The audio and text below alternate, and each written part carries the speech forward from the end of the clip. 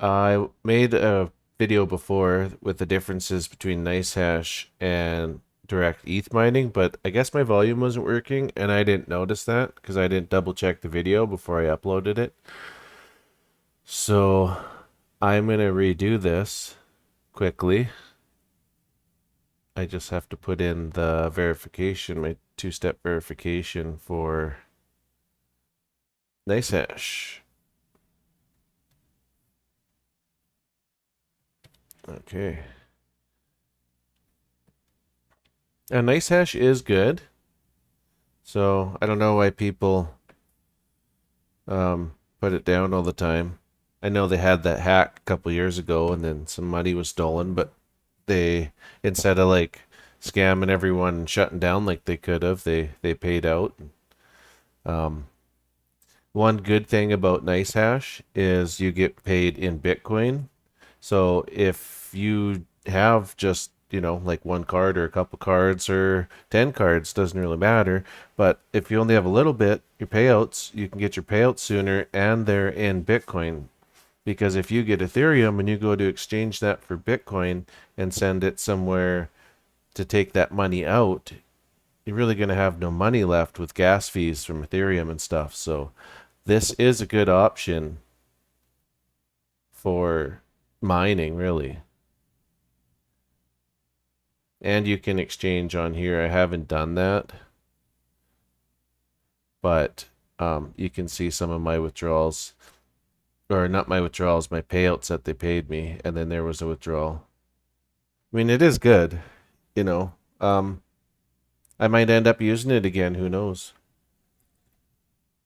Because really, it saves. You make like a buck less a day, but it'll save you on a $10, $15 exchange rate for Ethereum. So it depends how often you're taking that out. Like for me, I'm taking money out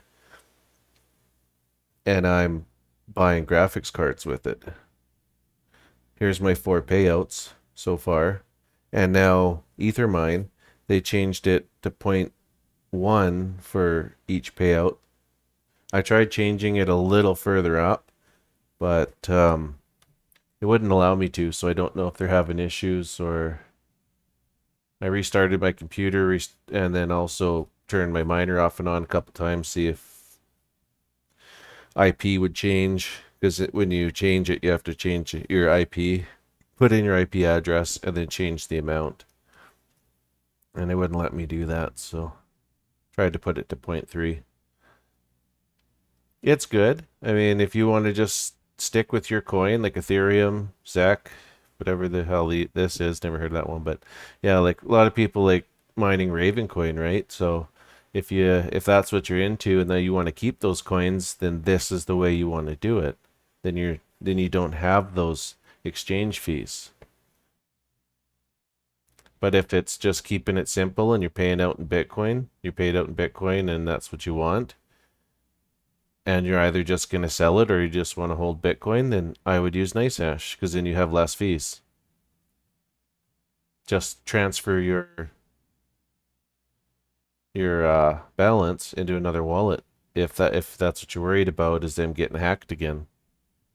But most of the people that say not to use this and to use HiveOS is because they're shilling their referral link.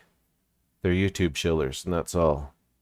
And I got no time for pieces of shit like that. So don't listen to people like that. Do your own research and do your own thing. Simple as that. This is working for me right now, but I may change it. I don't know.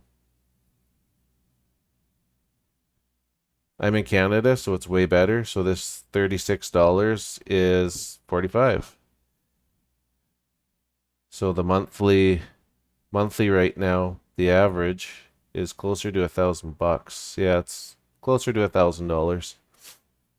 So my 3060 Ti's where I live in store are about $800 with tax. So that buys me another card every month, which probably make me, $5 to $8 Canadian a day, about in between 220, 240 a month for that card. So I just keep stacking those up, and then I'm going to buy some 3080s as well. But that take the profit and put it into this and keep making more money. It's not bad for sitting there doing nothing. It's a lot of learning though.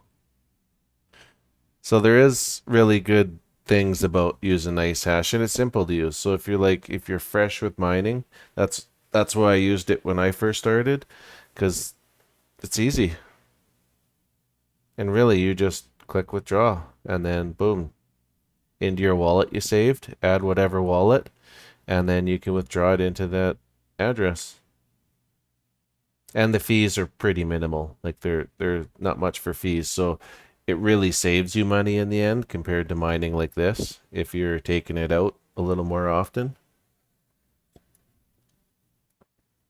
Because if I'm getting banged with tons of fees, I'm taking out more, I'm probably going to go back to NiceHash, tell you the truth. And I don't know what the terms are for how many miners you can use on my NiceHash. And I'm only using RTX cards, so I don't know with the mixing. I'm not going to use the other cards. I'm going to stick to RTX 30 series. But I know Hive OS, after so many rigs, then they charge you like $3 or something for per rig after that. So then you get that coming off of your profit. So yeah, I'm not really into that.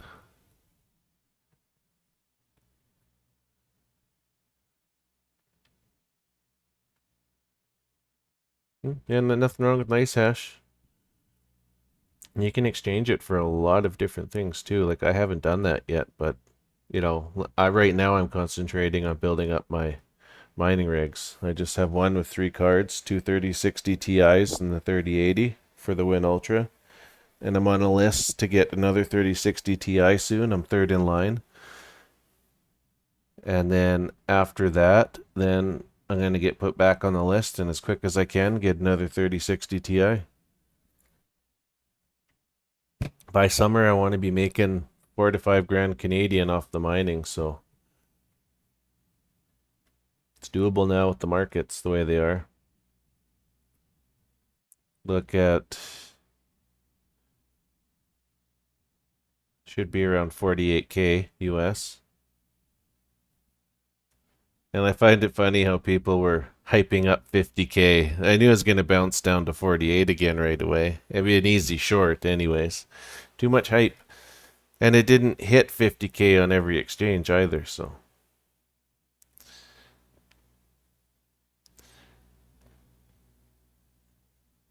Ethereum's looking pretty decent. Anything above 17, I'm happy. So now's a good time to get mining. So if you're wondering what the differences are between NiceHash and mining directly, well, like for me to exchange this, let me just give you an example here quick.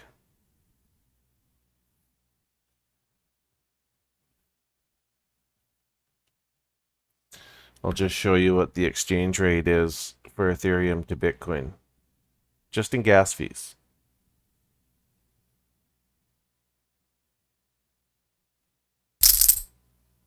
I love that sound. Remind me later. There we go. So I have 223 Canadian in Ethereum. And then if you were going to go exchange, flop that over, go all, and they'll probably tell me it's not enough, but I know that. Or maybe I do. Okay. And say I want to exchange it. Right off the bat,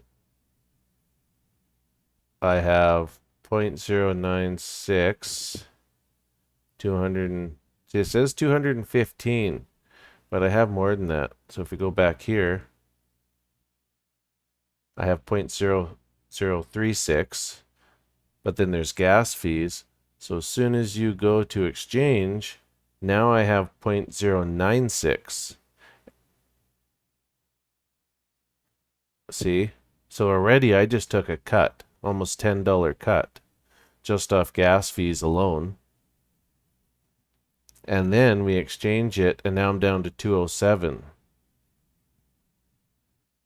So then I would have even less in my wallet, and then I send this over, and I probably lose $10 sending this Bitcoin over. And then when I sell it, I have a $15 fee for an e-transfer into my account, which so already right there I lose like 30-40 bucks just for doing all that. So if you were using NiceHash, all you do is have your Bitcoin and send it straight over to your wallet. For you'd have that transferred right over into that wallet where I sell it. So technically this would be smarter for me to do. I would make more money using NiceHash than I would mining Ethereum directly, because I wouldn't have to exchange, because it's like a tiny, tiny percentage to send this over to my wallet where I sell it. I would really have no fees. So I probably will start using this again.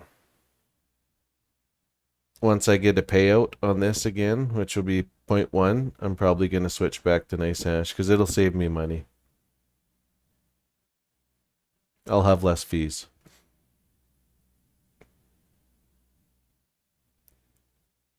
So I hope that helps anyone that has any questions about the differences, because there are big differences and it depends how much you're taking out, like how often you're taking it out. But I mean,